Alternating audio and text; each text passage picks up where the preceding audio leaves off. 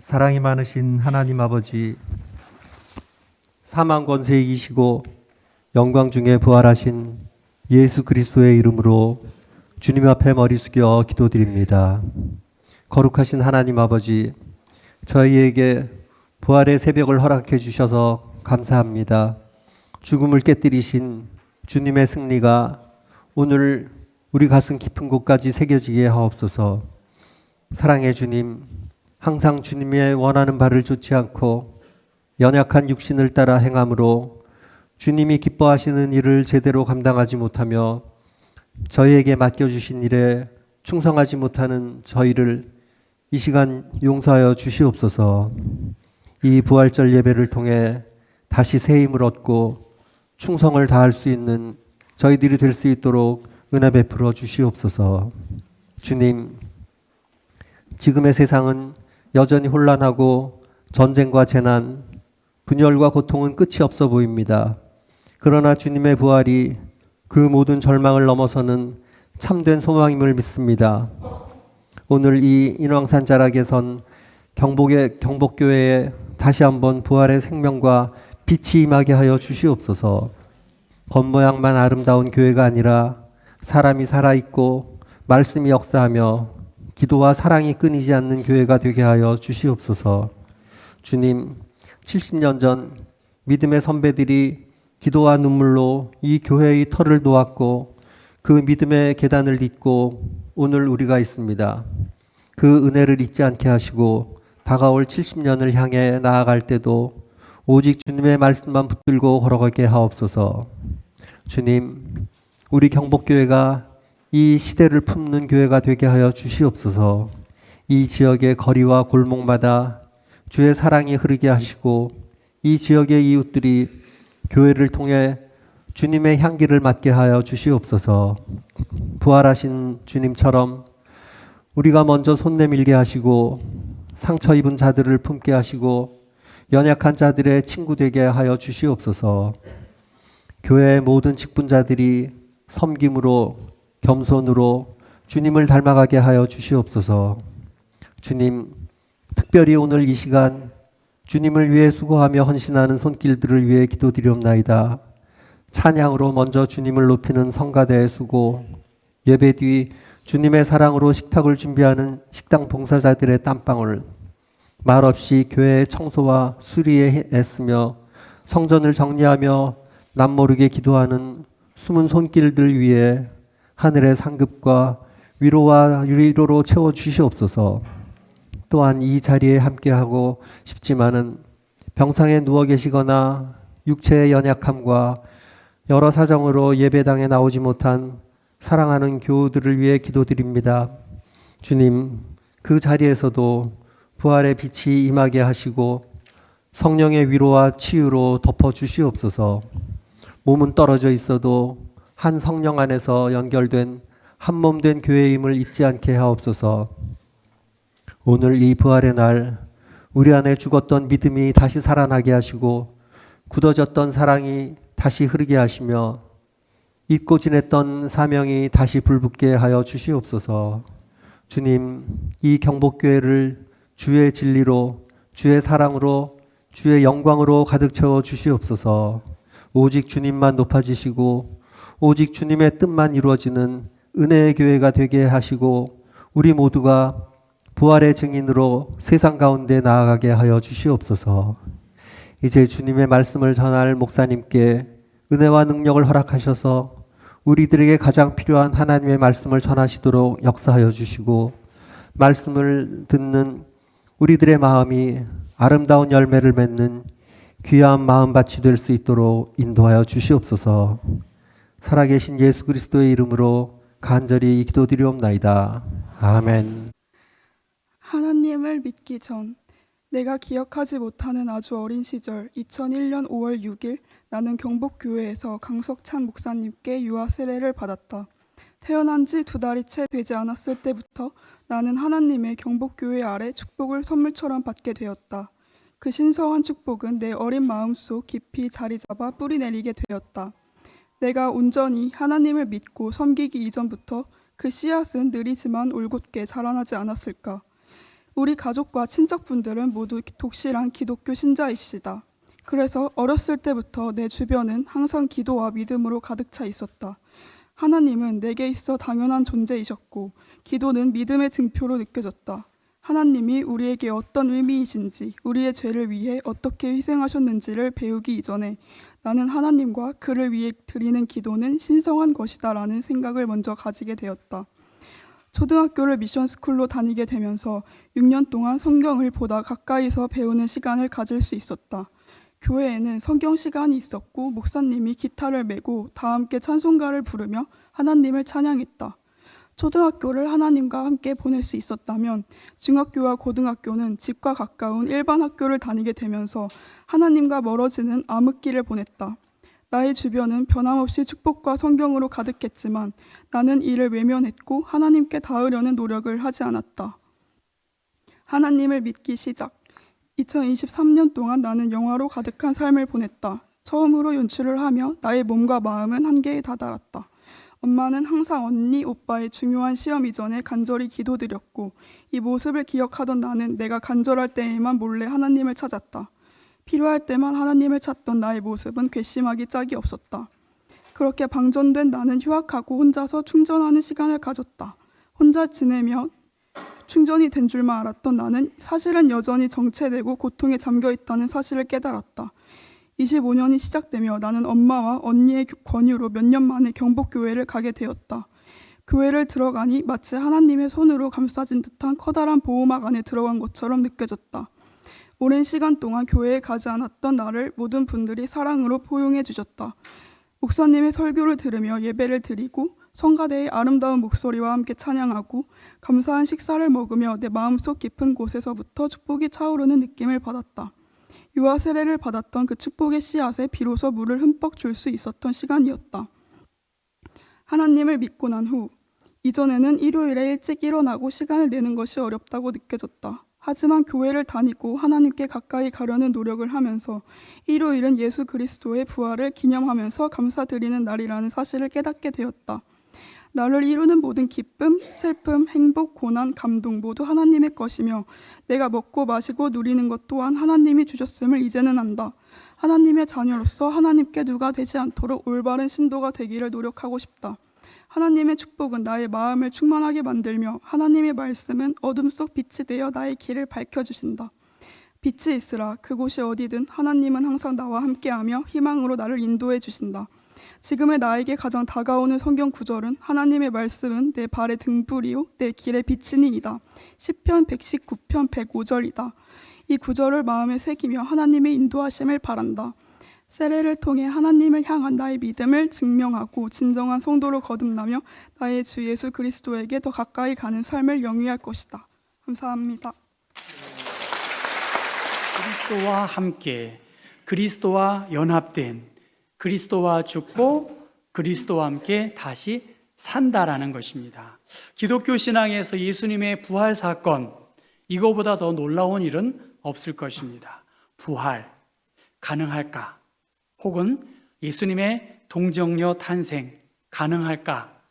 간단치 않습니다. 매번 맞는 성탄절, 매번 맞는 부활, 이것을 어떻게 설명하고 논리적으로 증명할 수 있겠습니까? 그러나 부활의 증인들이 있었고 하나님의 말씀을 통해서 우리에게 계시해 주고 있는 이 말씀을 통해서 또 고난주간 성막과 예수 그리스도를 통해서 예수께서 우리의 죄를 용서하시기 위하여 희생의 제물로 오셨고 예수께서 금요일 십자가의 죽으심을 통해서 그 휘장이 위로부터 아래까지 갈라짐으로 누구든지 죄인된 우리가 하나님께로 나아갈 수 있는 새로운 길을 우리에게 열어주셨다는 것. 그래서 히브리서에는 이 휘장이 갈라진 것은 휘장은 곧 예수의 육체라고 말씀하셨습니다.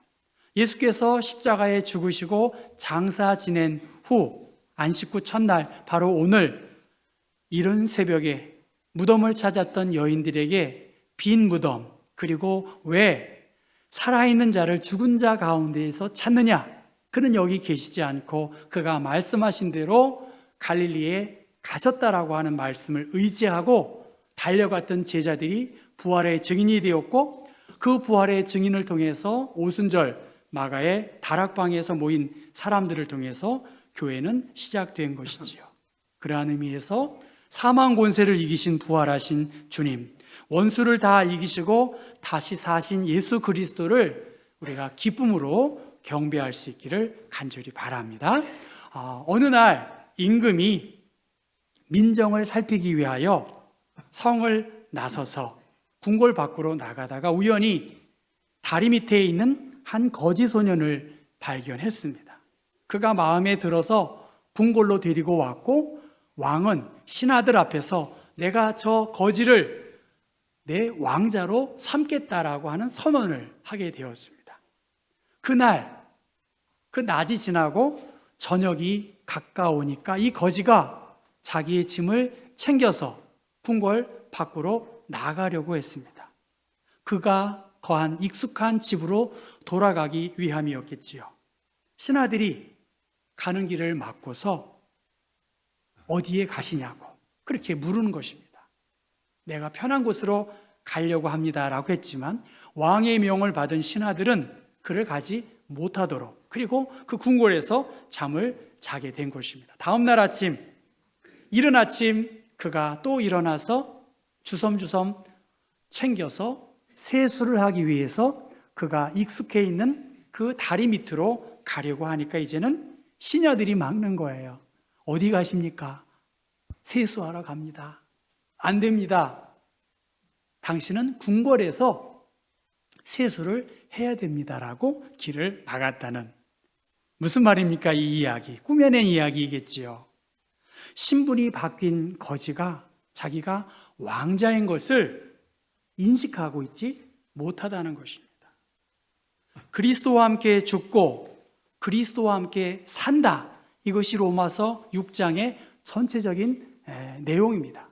무릇 그리스도 예수와 합하여 세례를 받은 우리는 그의 죽으심과 합하여 세례를 받은 줄을 알지 못하느냐. 오늘 세례에 대한 이야기, 그리고 그리스도와 연합된 이야기, 그리스도 안에서 죽고 그리스도 안에서 다시 살아야 한다는 말들이 계속 반복되어 있습니다. 그리스도와 연합한 삶, 그리스도와 함께하는 삶, 이전의 삶과 다른, 특별히 세례라고 하는 영적인 의미, 홍해와 같은 건너야 할 그러한 강을, 바다를 건너야 하고 이집트를 떠나서 약속의 땅을 향해 출발했던 그들처럼 우리들은 세례를 통해서 자유로운 새 생명, 새로운 삶을 누려야 한다라고 로마서는 강조하고 있습니다.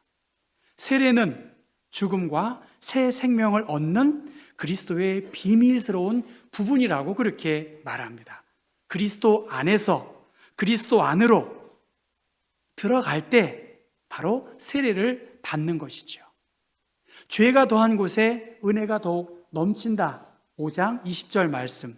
그렇다고 해서 우리가 실수를 통해서 전화위복의 기회가 되지만 전화위복의 기회를 삼기 위해서 실수를 더 저지르지는 않습니다.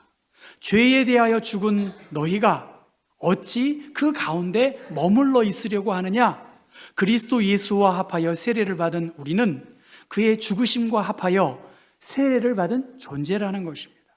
더 이상 죄와 사망의 법에서 옛 모습에서 머물러 있기를 원치 않고 하나님의 자녀로 왕의 신분과 능력 때문에 왕자가 된 그처럼 죄와 사망의 권세를 예수께서 십자가에 죽으시고 부활하심으로 정복했다는 것입니다. 오늘 그 말씀입니다. 그리스도 예수와 합하여 세례를 받았는가?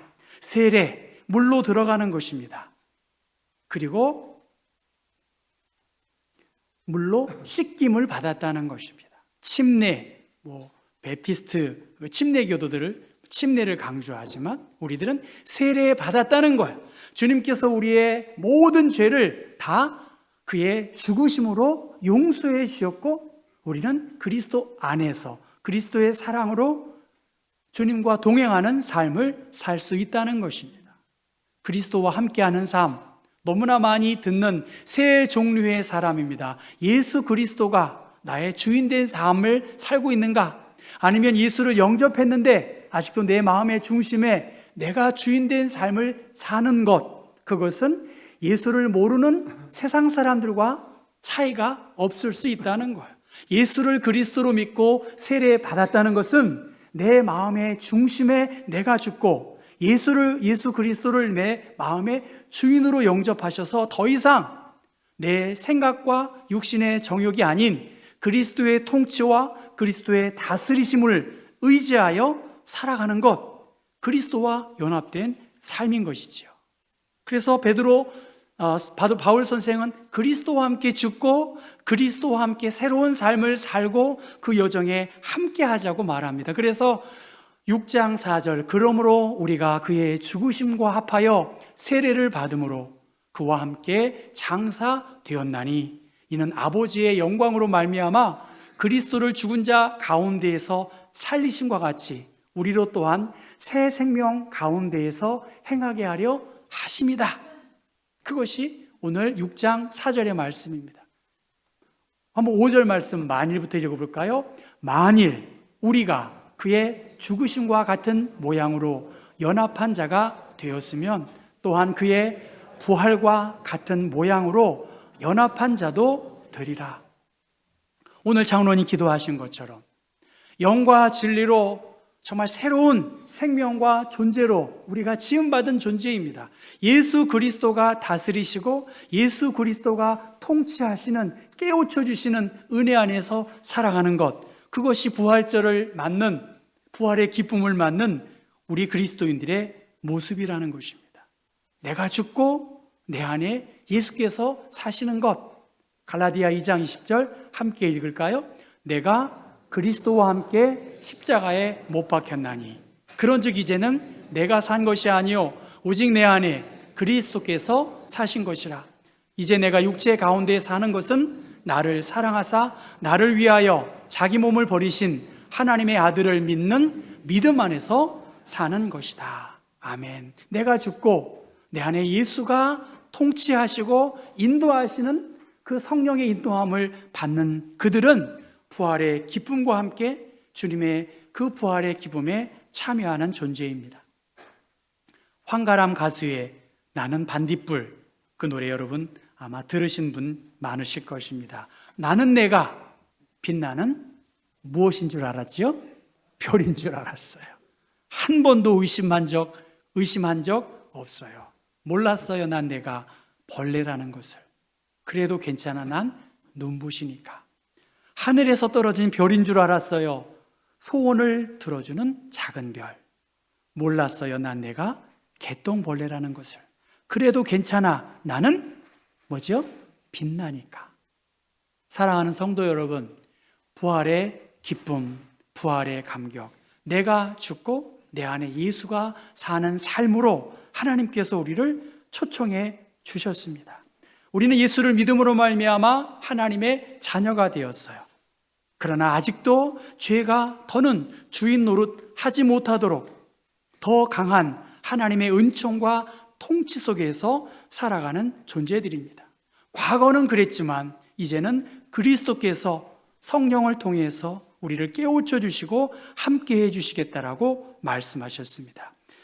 그가 죽으심은 죄에 대하여 단번에 죽으심이요 그가 살아계심은 하나님께 대하여 살아계심이니 이와 같이 너희도 너희 자신을 죄에 대하여는 죽은 자요 그리스도 예수 안에서 하나님께 대하여는 살아있는 자로 여길지어다라고 말씀하셨습니다.